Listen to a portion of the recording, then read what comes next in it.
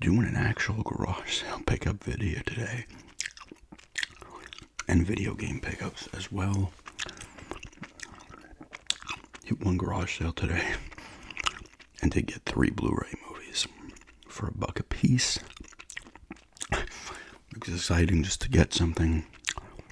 And then I got some video games from the Antiques and Geeks place.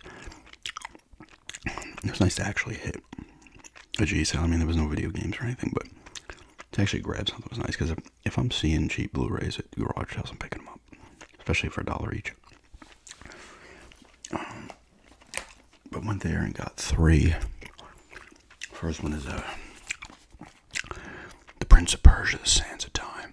I actually liked this movie. I saw it back, whenever the hell it came out. I didn't see it in the movies, but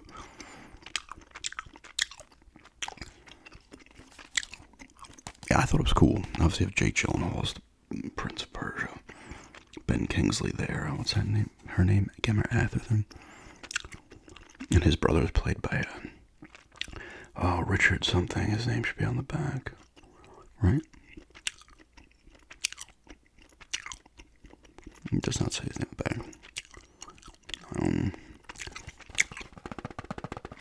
Richard something. I'm pretty sure his name is. He was in that movie Grabbers, where they have to get a certain amount of drunk so the aliens won't attack him. He was in Coupling. He was Jeff in Coupling.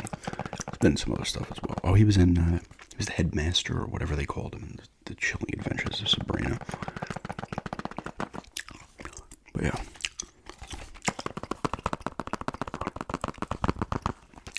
I thought this was pretty good, actually, for a video game movie. The front of the case of this is brutalized, but this is Alice in Wonderland, the one by Tim Burton, right? I like this one. I thought it was pretty decent. I like Cheshire Cat in this one. I thought this one was pretty good. This has a bunch of bonuses. Any commentaries? I don't know. I don't see any commentaries. I always like when they would have commentaries. I don't think they do that as much on the Blu-rays. But yeah, this thing is, like I said, though, $1. Take it. And the third one is Unstoppable. This is Denzel Washington and Chris Pine. He's on this. This has commentary by Tony Scott. This is the one where the train won't stop or whatever. I think I've seen it once. You don't want your movies to be hard stopping. That wouldn't be a good time. But 3 Blu-rays, kind of cool to,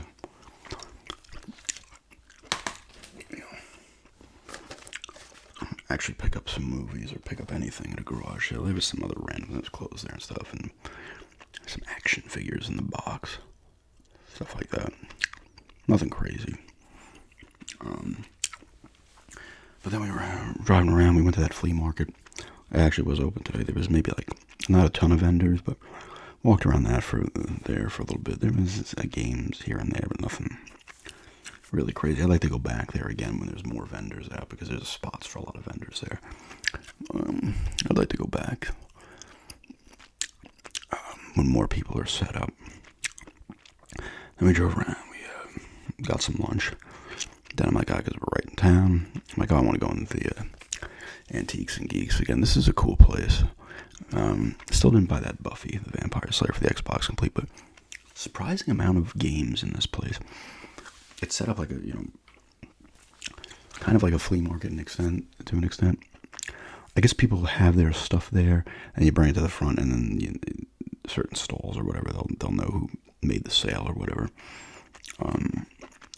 A lot of stuff. I mean, a lot of Xbox games, PS2, some GameCube, Genesis stuff floating around, NES stuff floating around, a lot of 360, PS3, PS4, Xbox One, some Nintendo 64 stuff, Super Nintendo stuff as well.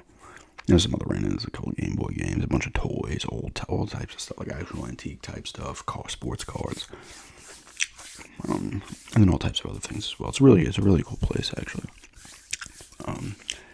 But first game I got from there was Broken Sword, The Sleeping Dragon. I actually had this on. I played this back in the day on the Xbox when it came out, but I have it again on Steam. But for $6, this was the old Electronics Boutique 15, but this was 6. I'm like, I'm gonna grab it because I did like this game quite a bit. It's a point-and-click game. Gotta kind of scrub the case a little bit and get those stickers off. This was a good one though. I remember enjoying this back in the day. This came out 04, no 03.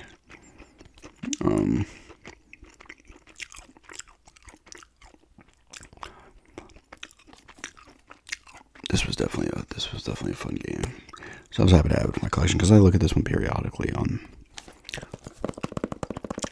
eBay. So I'm happy to add it into the old Xbox collection.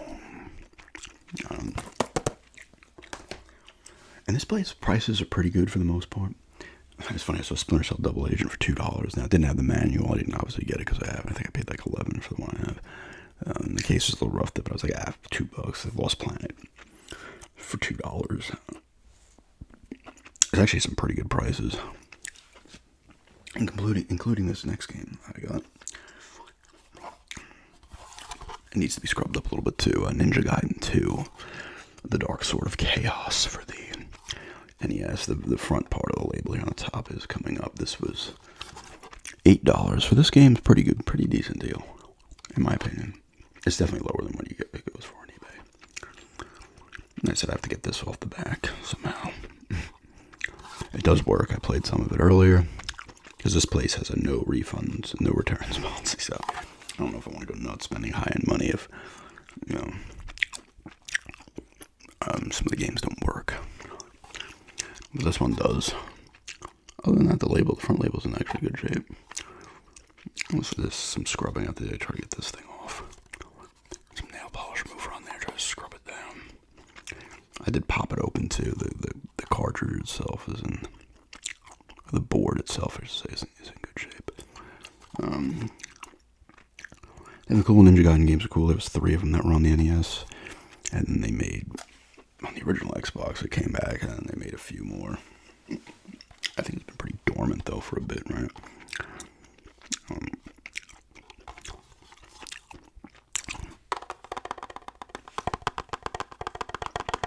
Definitely cool, though, so there's some other NES games there.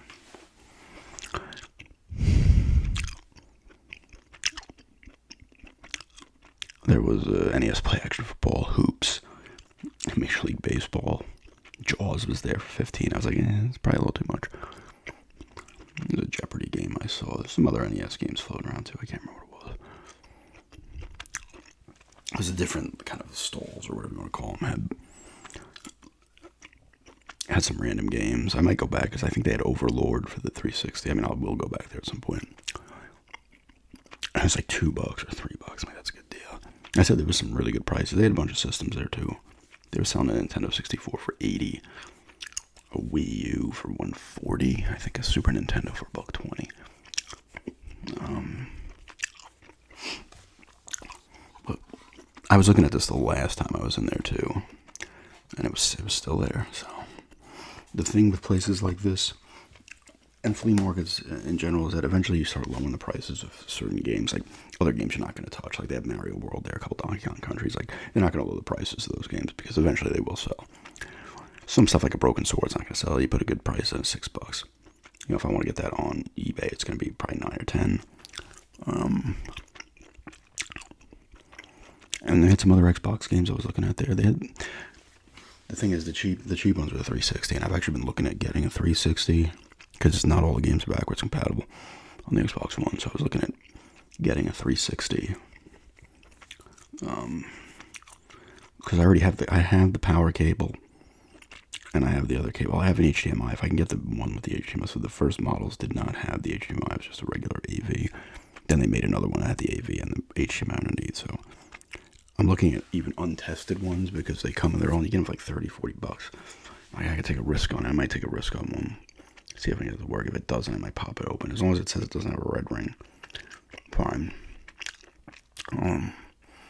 Because there's games I want to play that I can't play because they're not backwards compatible. Like a Condemned 2, I'd love to get.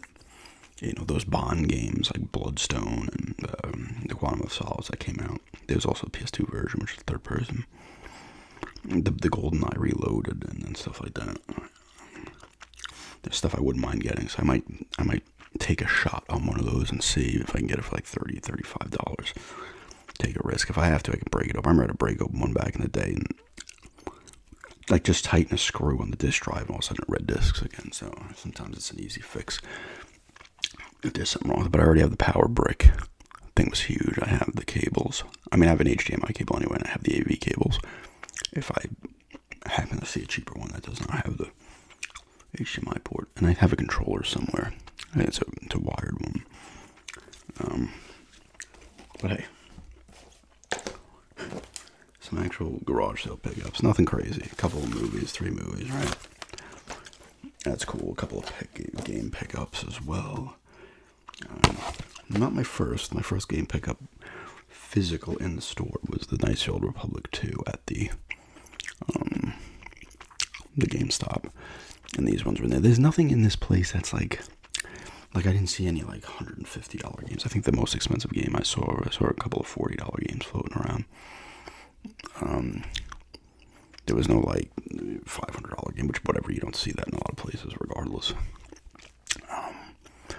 But it's nice. I gotta try that other game store out that's like board games as well. And there's a toy store here in town. Well, it's not in town, it's off that road going. I think that would be going south. It's Toy Busters, I believe it's called. Looks pretty cool. We didn't go in, but I saw some video of it.